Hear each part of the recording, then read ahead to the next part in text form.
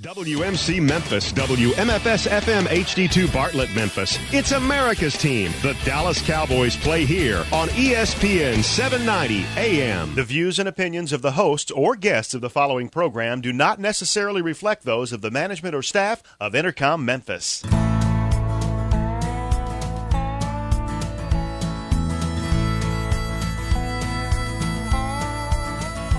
Watch the sunrise, new day's dawning, and it's calling you and me. Where the mighty Mississippi flows by Memphis, Tennessee. We've got woodlands, fields, and water. Hey, there is no better way. You can find out all about it on Outdoors with Larry Rea. Make some time, take a family, ask a friend, but don't delay. Listen up and learn about it on Outdoors with Larry Rea. Listen up and learn about it on Outdoors with Larry Rea. Good Saturday morning. Welcome to another edition of the award-winning Outdoors with Larry Rea on ESPN 790 AM. Brought to you proudly by the Tennessee Wildlife Resource Agency, Gaston's White River Resort, Sportsman's Warehouse, and Barton Power Sports. Now, here's your host, Larry Rea.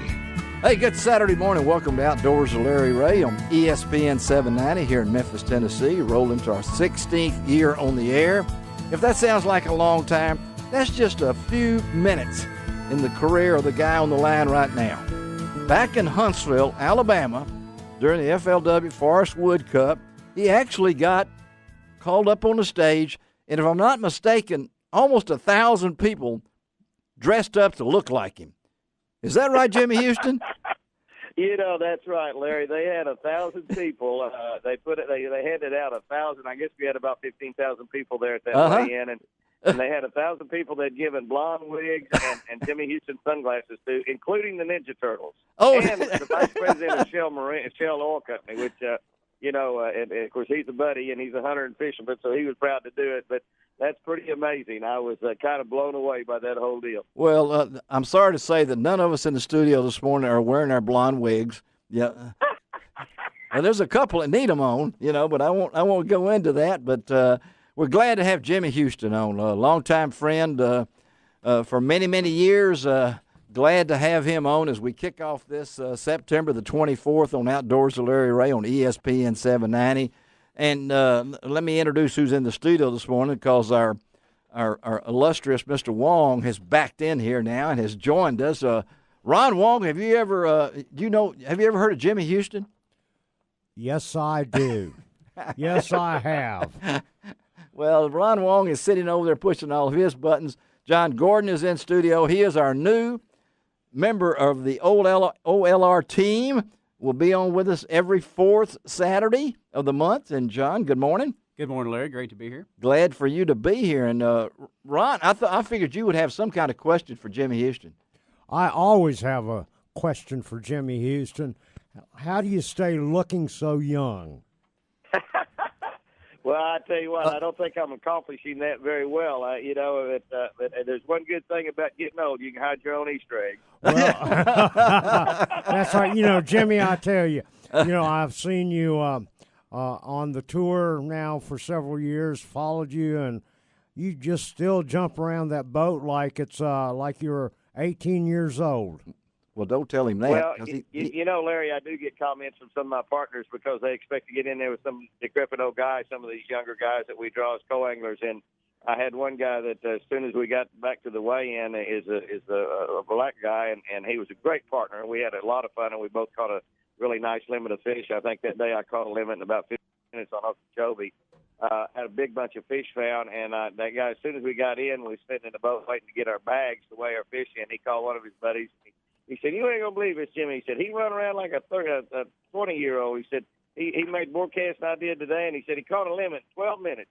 12. Well, we got it. We just have a lot of fun. We have fun at it, and we go just as hard as we ever have. And, you know, that's probably one of the reasons we can still tournament fish. You know, 50 years of fishing national tournaments is because I never have figured out, you know, that I'm 72 years old. I guess I am, but well, I think yesterday I was doing some farm work here on the ranch, and I broke one of I broke my big X mark. I was mowing around some deer stands and deer feeders, and I broke one of them, and so then I needed to mow my yard, so I got my big 72-inch zipper, and a switch broke on that, and I told my guy that works for me, I said, I got one, and I've got a big yard out here at the ranch, and I told him, I said, I got one lawnmower I haven't broken, and he said, you do? He said, well, what do you have?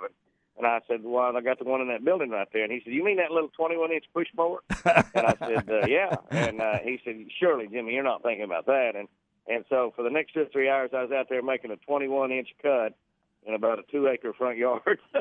Now we're talking the lake. We're talking. It was a nice place to be mowing. It was a nice place to be mowing. But, well, Jimmy Houston, you mean you do your own yard, right? I mean, well, I like to. I don't get to do it all the time because we stay really, really busy. But I like to. I like to ride tractors and I like to ride those big lawnmowers. And we have about 1,000 pecan trees that we harvest. And I enjoy all that. You know, I'm a farmer too, and I enjoy all that. I love getting on those tractors, and I'm like any guy. I like making tall grass short. Well, that's we got a guy that's on the line right now would like to ask you a question. I understand. Go ahead, guy.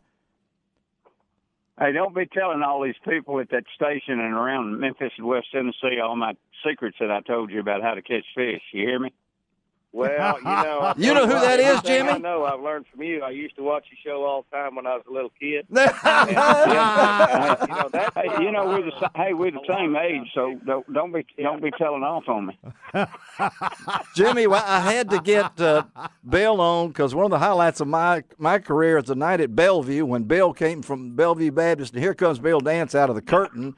And now, so we've got Bill Dance on the White River talking to Jimmy Houston this morning. So, well, I was talking about Bill yesterday. A lot of people ask me about him, and most everybody. I mean, I know guys 100 years old that's been watching him since his little boys, and about a lot of people ask me about Bill because they know what great friends we've been for so many years, and they said, we can't get Bill to go do any work anymore. And I said, well, for crying out loud, he's earned the right to go sit on that river every day and go catch fishing, and that's all he wants to do. And he's earned the right to do it. He don't have to work anymore.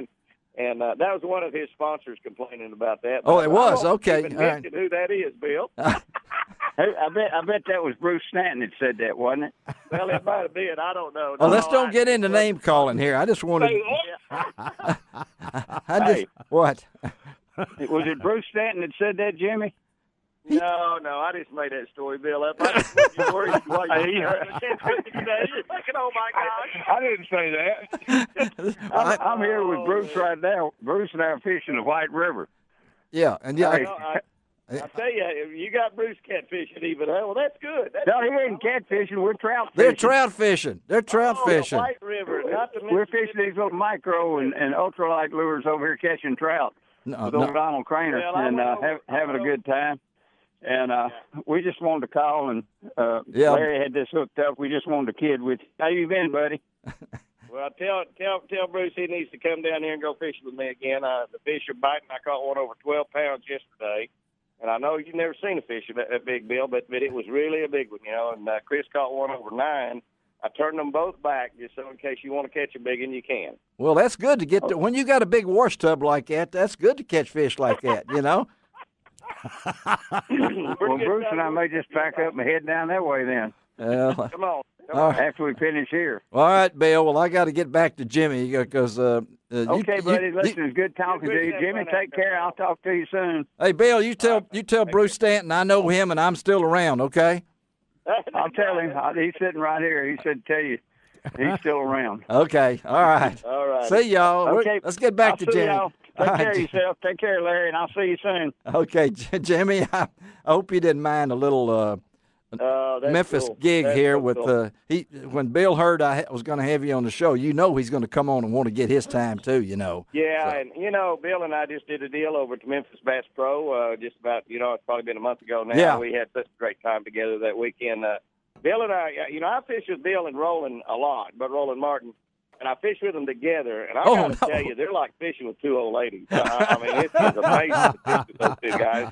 I actually did a fishing show with Roland this last week. While we were up at Lac LaCroix in Canada. Yeah. And Roland kicked one rod and reel over the side of the boat. I don't know how expensive the reel was. The rod was $400. And then before the day was over, we were catching big smallmouth, fishing them 30 and 35 foot deep. And he got another rod out and basically was trolling while we were fishing this deep hole. He was dragging one on the bottom, and he's trying to, he fished two rods instead of one. And he got a big smallmouth on. He got so excited, and he stepped on another $300 rod and broke it. So he went through $700 worth of rods in one day's fishing. We have found out a lot about Jimmy Houston this morning, not only from Dance, but now we know Roland Martin. We also know Jimmy likes to mow his yard, but golly, Jimmy, 50 years, and I have all your books, because I appreciate that, Larry. And you know that I'm a man of faith, and I really, when I took that hook for life, and I've used that in many of my speeches, I know you got a platform that you utilize not only to get more kids involved in fishing and everything, but you've got a platform that really stands for what you stand for, don't you? Well, we really do. I've lived at the foot of the cross for lots and lots of years, and we have the availability and the opportunity to go around and speak to 15 or 20 or 25 churches a year. This past Saturday night, I was at Jerry Falwell's church, Thomas Road Baptist Church in Lynchburg, Virginia. We had about 1,600 people there, had 131 people get saved, and I was at Marcus Point Baptist a couple of weeks before that. We had a crowd of 4,200 people. Wow. Hundreds of rededications, right at 100 people saved. Fishing has given me the opportunity to spread the gospel and do the work that God's asked me to do. And I serve a great God. He does great things in my life. And, one of the, you think about being married to the same girl for over 50 years and beautiful kids, beautiful grandkids. Making a living fishing is a dream for obviously probably just about everybody that's ever bass fished in the world. And to be able to do that, God's been really, really good. I serve an awesome God. I sure do, Larry. And we got, and we're talking to Jimmy Houston. Got recognized back in Huntsville, Alabama, and Ron Wong, you were there. I was there, and that's did you get a wig? Did you get a blonde wig? Yes, I did, and I started to wear it into the and sunglasses. I've got a wig, man. A blonde wig. Can you see a Chinese guy with a blonde wig and some Jimmy Houston sunglasses? But I was there, and Jimmy, what did you think when you walked out and the crowd had your wig on, your sunglasses on? I mean, what was your reaction? Well, I was totally blown away. I knew they were pulling some sort of a trick. They kind of kept me away from the way in. They put me in a room over there and put a guard on me and wouldn't let me get out. They did put me in a room that had a lot of food in it. That was good. That's good. But I knew they were going to do something. I had no idea what. And, the guys that pulled that off was my buddy Rusty Barron, his vice president at Shell Oil Company. Uh-huh. Right. Of course, we fish on the Quaker State team, and then I promote Shell Rotel on television and run it in all my tractors and my diesel trucks and my diesel pickup, and we run a Shell Rotel, a Ranger boat. But he he's the one that pulled that off. But he's great into spoofs, and he had a great time. I actually going down to Shell, Monday morning, right after we get to with this weekend, and I'm going down there to do a deal, and we're going to do a deal at the Shell Tower, and all the people that are in attendance at that meeting, we're going to fill an Oprah Winfrey spoof, where she gave everyone in the crowd a car. Uh-huh. And that's what we're going to do, except we're going to give them all a case of Shell Rotella. Oh, okay. Wow, that's awesome. That's a pretty good deal, though, for those in there that's got any kind of diesel trucks or diesel tractors or anything. That's going to be a great deal for them. They'll love that. But for those that don't, they're going to go, wow, I thought I was going to get a car. The oil. Yeah, he's good at pulling tricks, and it was an amazing deal. I was just blown away. Well, I know, Jimmy, 50 years, you look back on it now, everything is just been kind of like a dream, I would think. Growing up, I know that maybe you never envisioned what your life would be like and how many you would touch, but just kind of look back and say on your career and say what it means to you to be where you are today.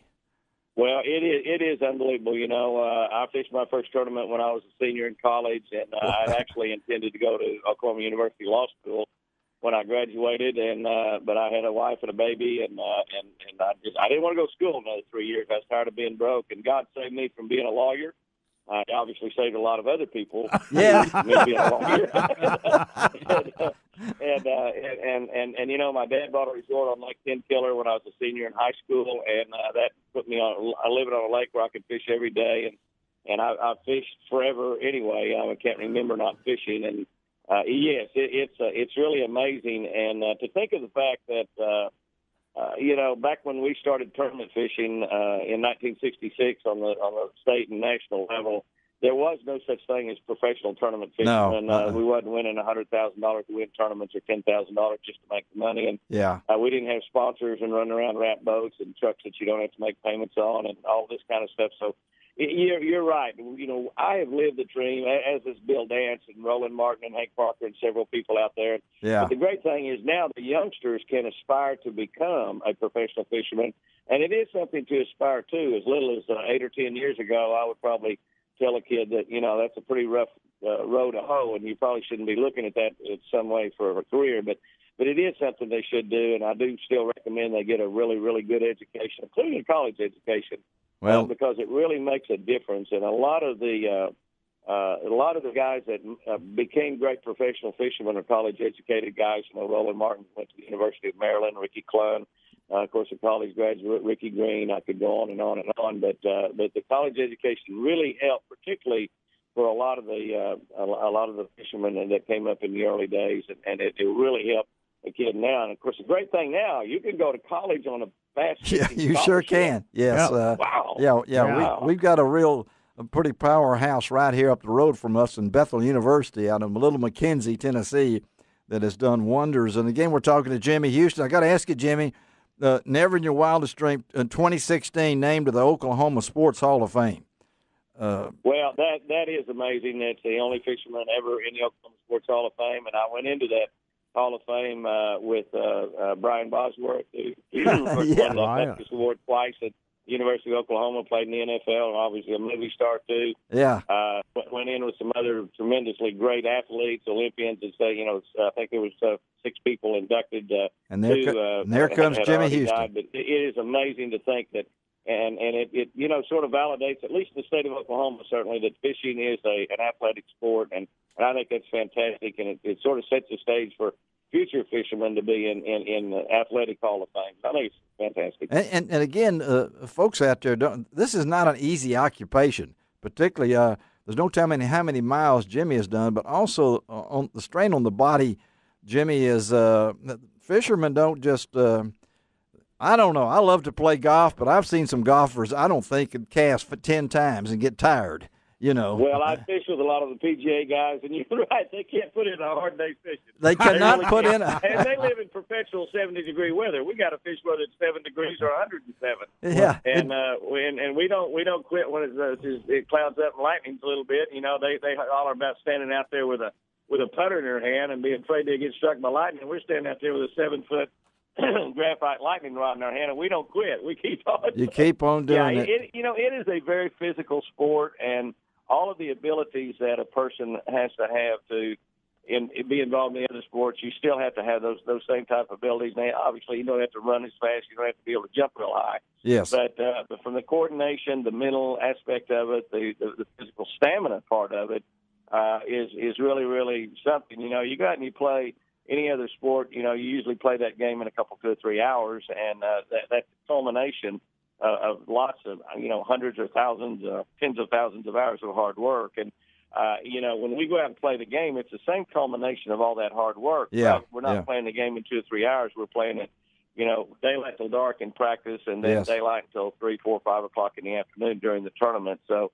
and we play several days in a row. You know, I just, I just filmed and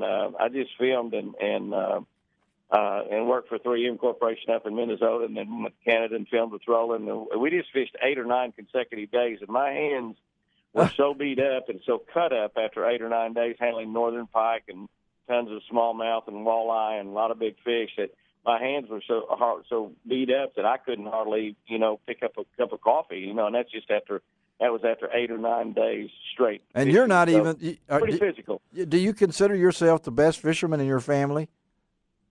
No, but I consider myself the second best. There you go. The kids don't live here at home anymore. Now, Jimmy, we're going to see you on the tour next year, right? Are you? I'll be back out there. I'll be fishing on the Quaker State team again next year. Amazing. Yeah. I may not fish all the tour. One of the things I have difficult time doing is working, 6, 7 tournaments like we have next year into the schedule. But I'll guarantee Shell Oil that I'll fish at least 4 of them. There you go. And I'll be there. I really enjoy visiting with all of the people at the tournaments, and particularly the fishing fans that come around to those tournaments to see all the pros.